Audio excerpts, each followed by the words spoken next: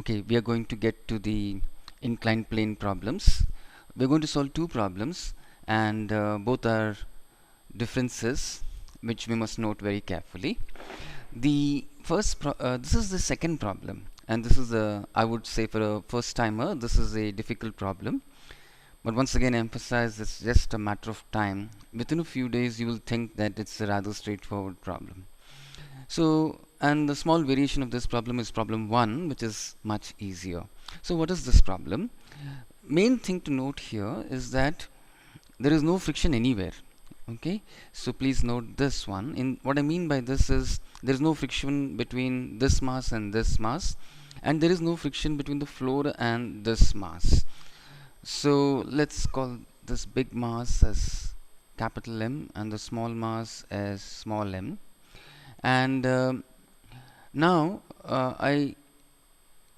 okay, the fact that there is no friction between these two surfaces, that's the block and the floor, means that this block can also move.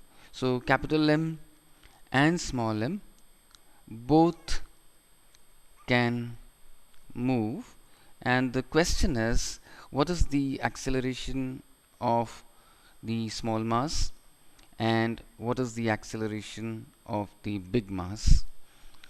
Now, just by looking at the problem, you realize that there is an acceleration in the x direction as well as an acceleration in the y direction for the small mass, while the capital mass can only move along the x direction.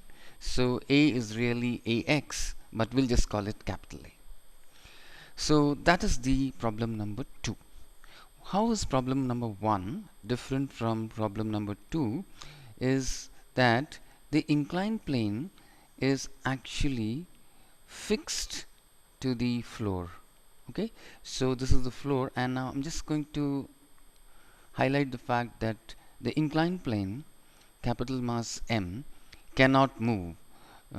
M cannot move, and now there is a small mass m on top of this inclined plane.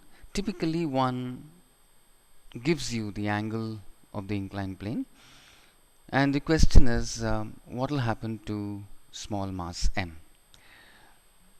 So what is the acceleration ax and ay of the small mass m? So now let me try to solve problem number 1.